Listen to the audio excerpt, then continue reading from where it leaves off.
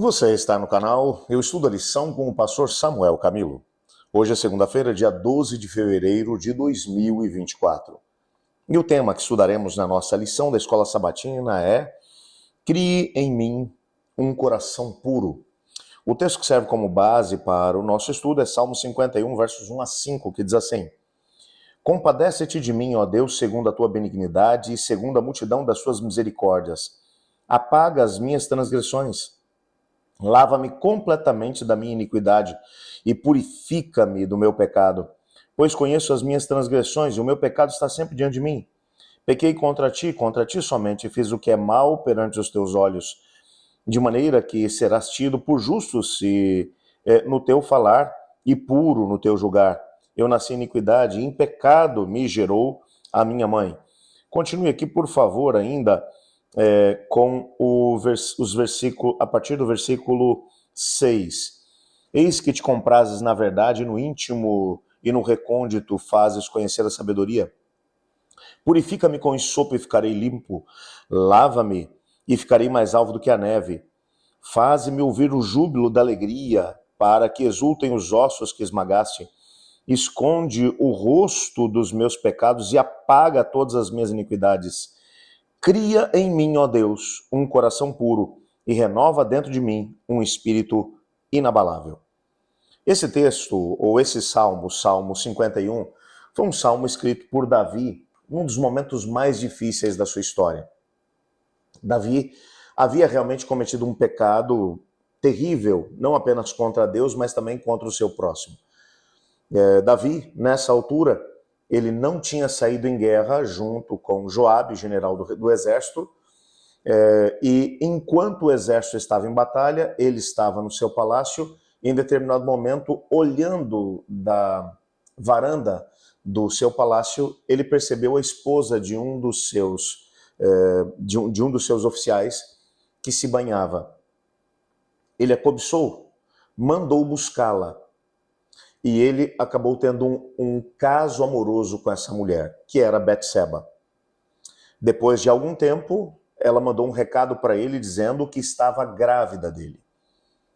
Davi, para tentar agora encobrir essa mesma situação, manda buscar Urias, esposa de Betseba, que estava no fronte de batalha, com a ideia de receber notícias, como é que estavam as coisas. Urias vem até Davi. Parece que Urias tem pressa de voltar para a batalha. Afinal de contas, ele sabia que a situação não era muito fácil lá no fronte, que tinha muita coisa complicada acontecendo. Ele estava preocupado com seus homens que estavam lá.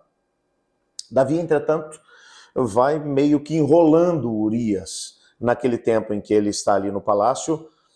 Quando chega a noite, ele pede para que Urias vá até a sua casa, que na manhã seguinte ele vai mandar um recado para Joabe.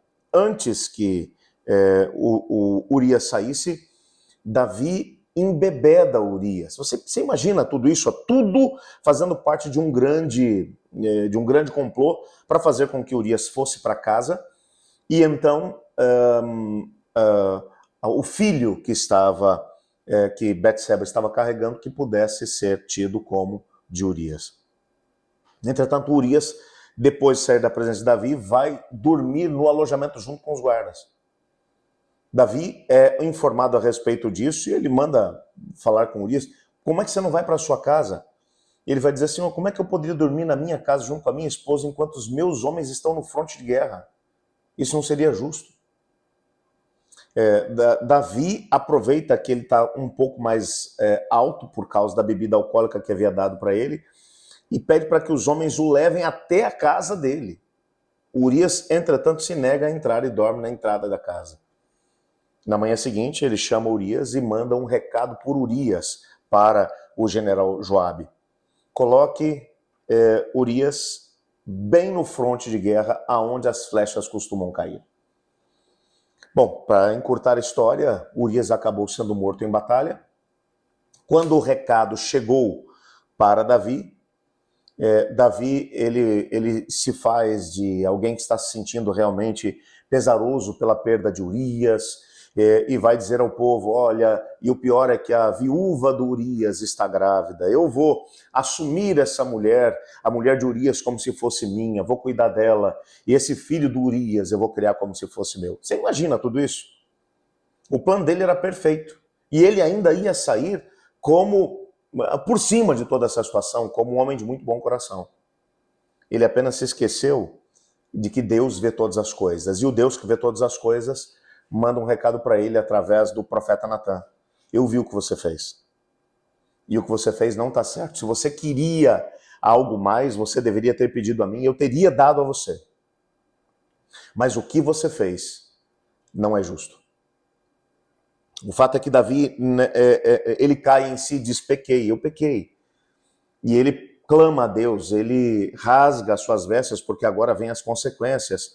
Como consequência desse seu ato, a mensagem do profeta é de que o filho que estava sendo gerado por Betseba acabaria morrendo. Davi jejua e ora pelo menino até que ele morreu. E agora ele vai escrever o Salmo 51. E nesse salmo ele vai mencionar algumas coisas. Ele vai apelar para a misericórdia de Deus, que ele sabe que é muito grande. Ele sabe que, como nós vimos na lição de ontem, o termo misericórdia, que em hebraico é Kesed, é amor constante. Ele sabia que podia contar com a misericórdia de Deus. E ele agora vai apelar para a misericórdia de Deus. Ele vai reconhecer o seu pecado. Ele vai reconhecer que falhou. Não existem elementos que possam justificar a sua atitude. Ele sabe disso, mesmo diante de um Deus que conhece as intenções. Então ele não tenta se justificar. Ele assume o fato de que é pecador, de que o que ele fez foi mal.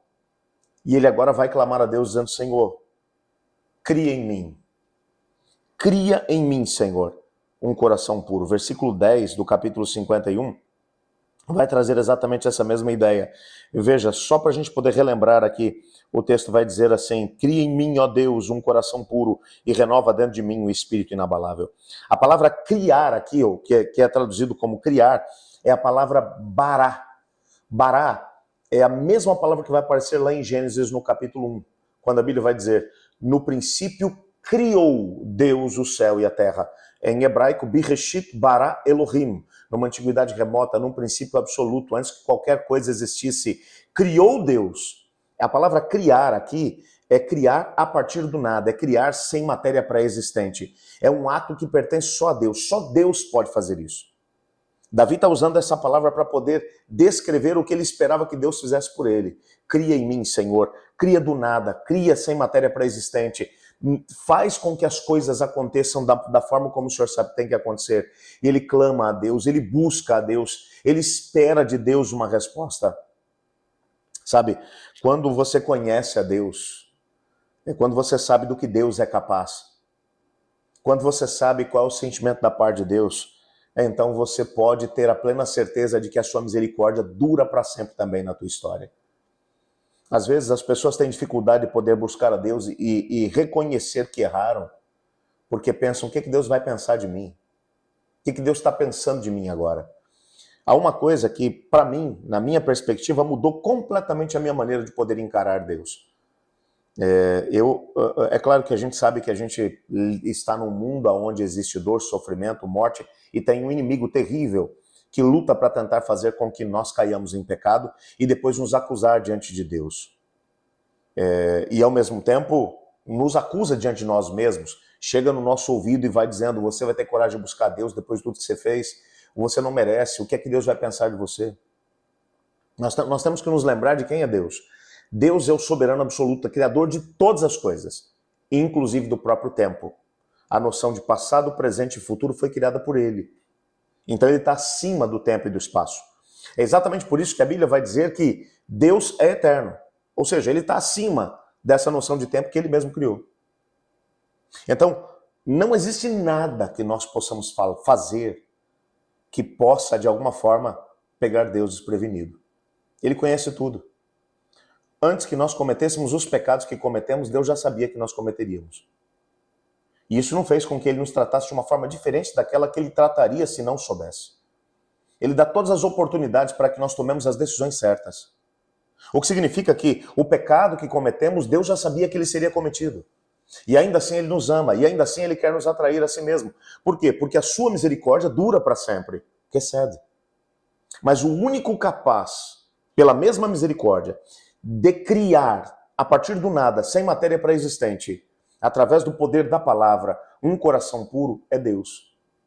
Por isso, quando nós clamamos a Deus, e a gente diz, Senhor, cria, bará, cria a partir do nada, cria sem matéria pré-existente. Assim como o Senhor disse lá no começo, haja luz e a luz apareceu. Assim como o Senhor disse lá no começo, haja separação das águas que estão embaixo do firmamento e as que estão em cima do firmamento. Apareça a porção seca, apareçam as plantas, os animais, enfim, o sol, a lua, as estrelas.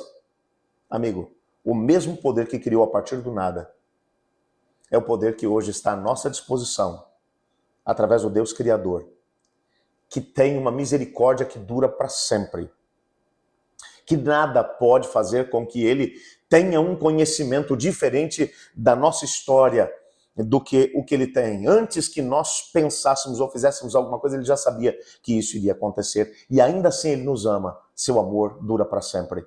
É um amor constante.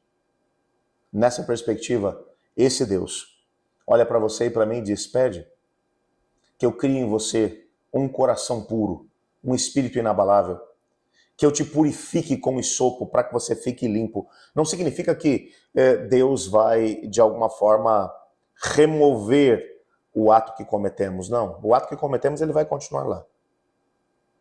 Mas o que vai mudar é a transformação do nosso coração, que Deus vai operar através do mesmo poder que ele usou lá na criação de todas as coisas. Vamos orar para que essa seja a nossa realidade? Obrigado, Senhor Deus, por tua palavra e pela certeza que temos que o Senhor nos ama. Não existe nada que possamos fazer que possa lhe apanhar de surpresa ou desprevenido. Ainda assim, a tua misericórdia dura para sempre. Crie em nós um espírito novo, um coração puro. Purifica-nos com hisopo. Queremos ser limpos diante do Senhor. Ajuda-nos a podermos te seguir, pois é em nome de Jesus que nós oramos. Amém. Amanhã continuaremos o nosso estudo da lição Escola Sabatina e o tema que vamos estudar será se tu, Senhor, observares iniquidades. Eu estudo a lição e você?